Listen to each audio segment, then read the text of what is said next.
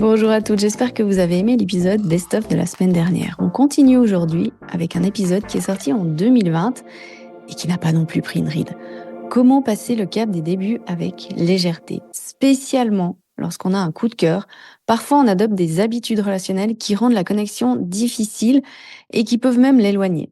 Je vous partage aussi dans cet épisode une vérité que j'aurais voulu vraiment réaliser à propos de certains hommes à l'époque où j'étais célibataire et où j'avais des coups de cœur sur certains.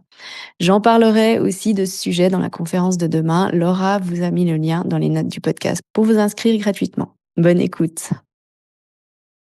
Aujourd'hui, épisode 52, passer le cap des débuts. Je vois beaucoup ça avec mes clientes. Finalement, le plus difficile n'est pas de rencontrer quelqu'un. Ça, c'est relativement simple. On peut le faire tous les jours.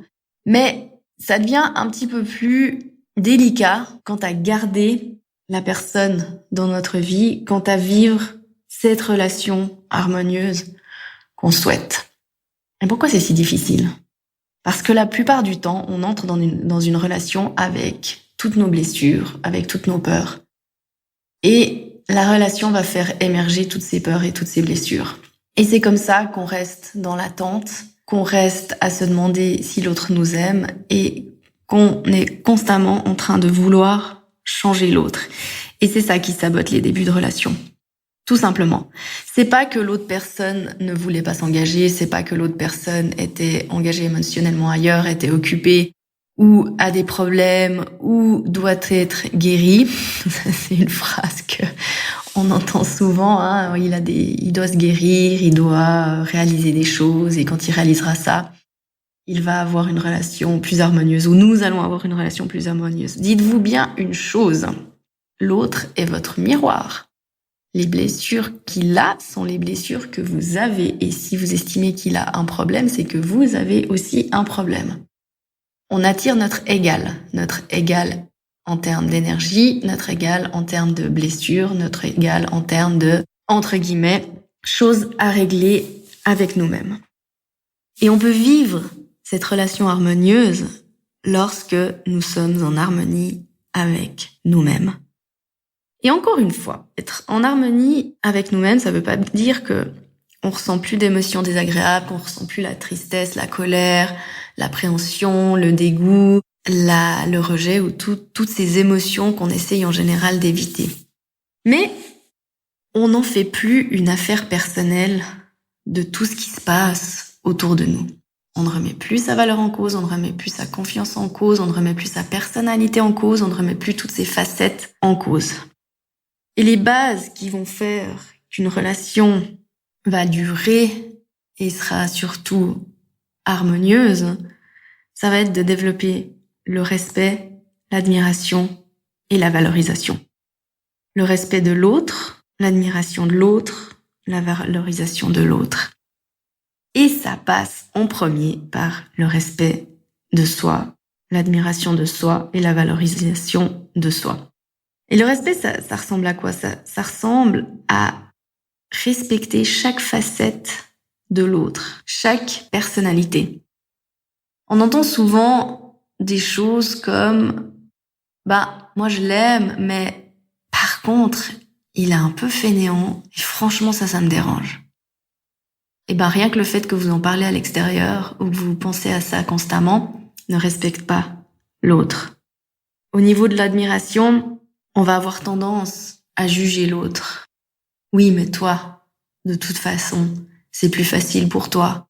Ou toi, de toute façon, tu t'en fous. Ou toi, de toute façon, t'as pas de cœur. Ou toi, de toute façon, tu caches tes émotions. Tu communiques pas. Et on va constamment juger l'autre sur son comportement.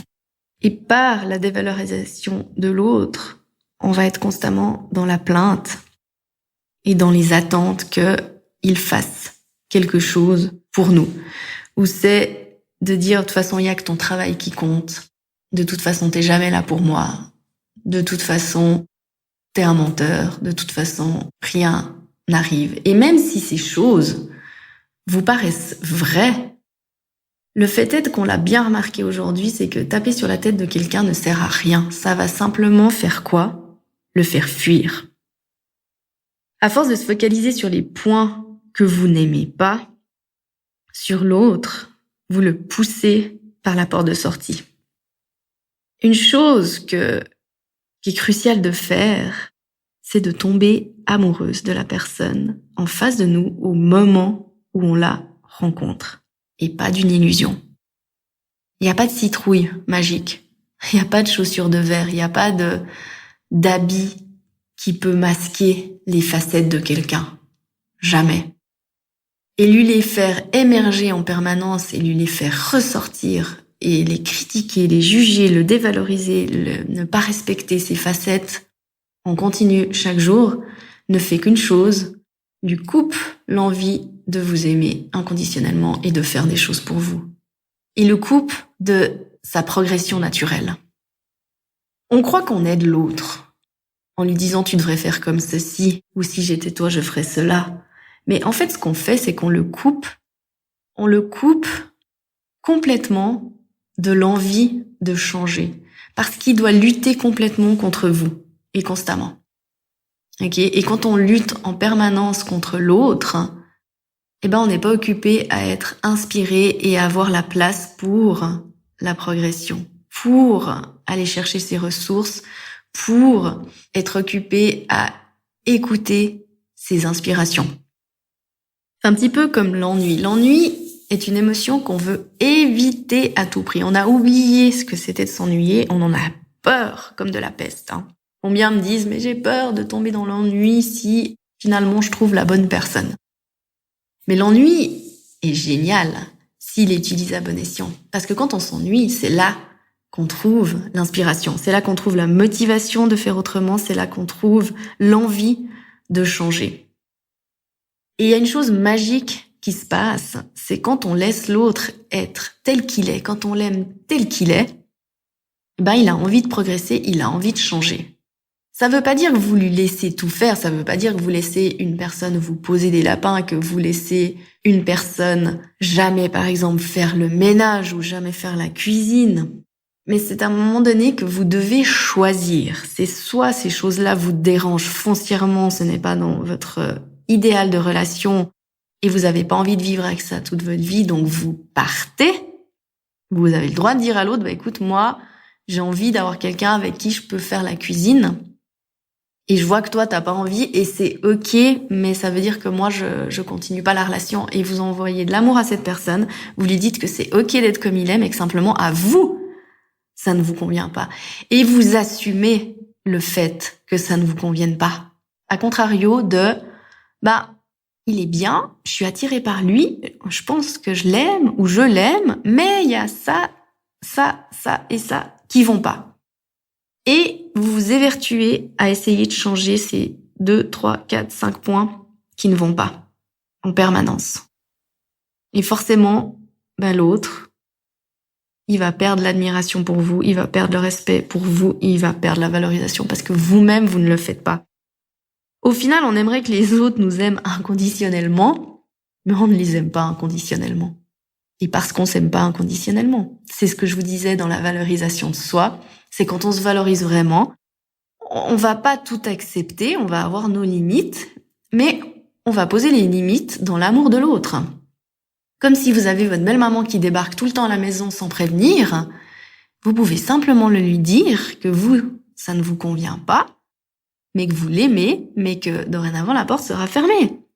Mais tout simplement, mais à force de vous laisser bouffer votre espace, vous créez de la rancœur, vous créez de la colère.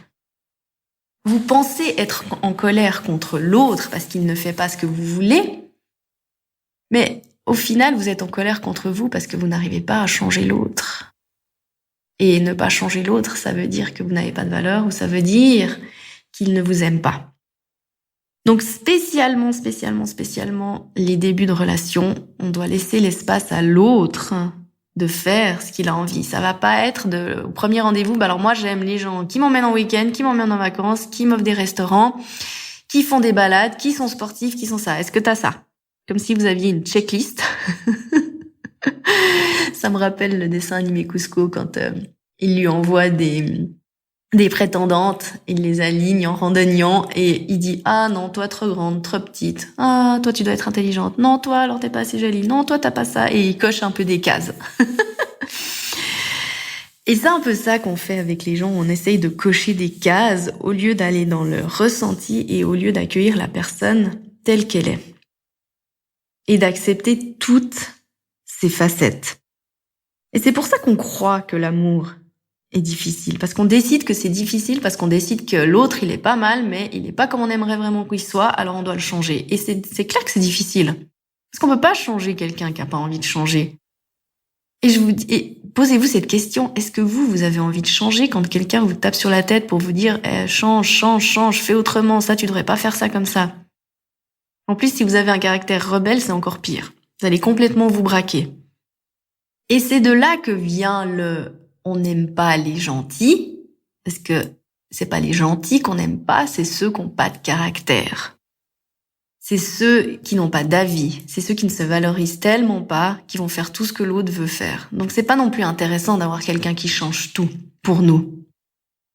Et par contre, on va courir après ce qu'on définit comme bad boy, parce qu'il fait juste ce qu'il a envie de faire.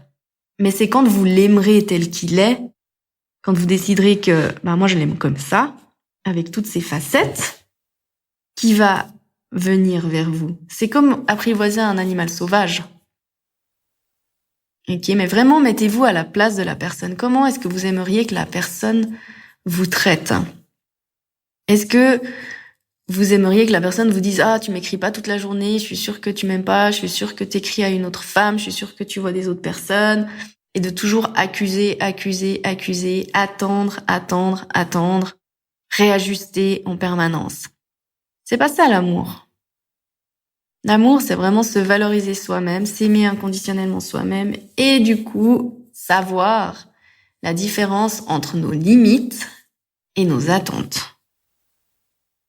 Vraiment reconnaître cette fine limite. Et ça va faire que on s'attache plus à des choses futiles comme combien de textos il m'écrit par jour, est-ce qu'il a mis la photo de profil avec moi parce qu'avec son ex, il avait mis la photo de profil, ou il nous a pas mis encore en couple sur Facebook.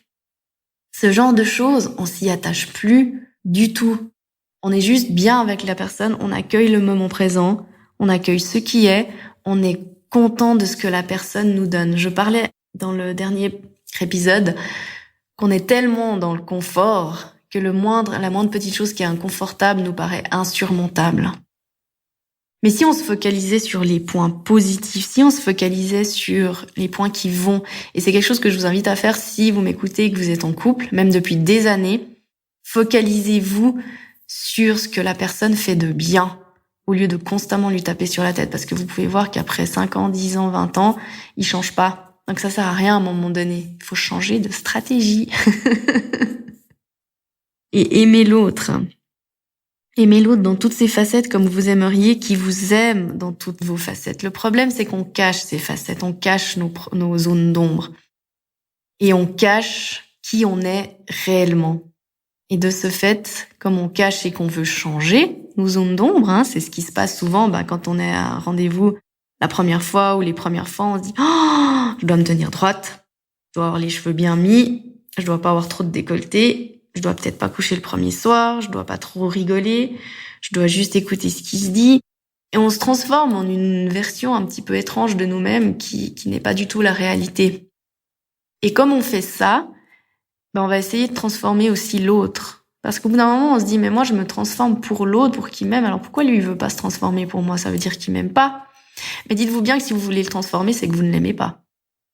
Le fameux « je l'ai dans la peau », mais ça va pas du tout, je souffre constamment, c'est pas de l'amour, ça. C'est de la possessivité. C'est du manque de valeur de soi. Et je pense que il y a beaucoup de définitions comme ça qu'on doit revoir et où on doit se poser des bonnes questions, des questions objectives. Pourquoi on court après cette personne alors que finalement elle ne nous donne rien? Ou alors que finalement il y a plein de choses qu'elle fait que je n'aime pas? C'était tout simplement, c'est pas la bonne personne.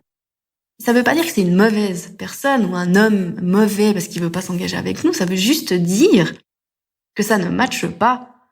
Avoir ce recul-là de se dire à un moment donné, c'est simplement que ça ne matche pas. C'est tout. Ça veut pas remettre votre valeur en cause, votre amour-propre, votre estime de vous. Ça veut pas dire que vous êtes une mauvaise personne, que vous n'êtes pas assez bien, que les autres femmes sont mieux que vous. Ça veut juste dire que ça ne matche pas. C'est tout. C'est la signification qu'on en donne qui nous fait souffrir. C'est vraiment aussi simple que ça. Et quand je vous dis aussi simple que ça, je sais ce que vous dites, c'est pas simple, c'est difficile. Mais à force de dire que c'est difficile, ça en devient difficile. J'en fais une auto-prophétie aussi. Dites-vous bien que, à un moment donné, on choisit la personne avec qui on reste. Et donc, soit vous décidez de le choisir avec toutes ses facettes et de choisir d'aimer même les parts que peut-être qui vous dérangent un petit peu ou que vous n'aimez pas, soit vous décidez d'aller chercher une autre personne avec qui ça matchera beaucoup mieux.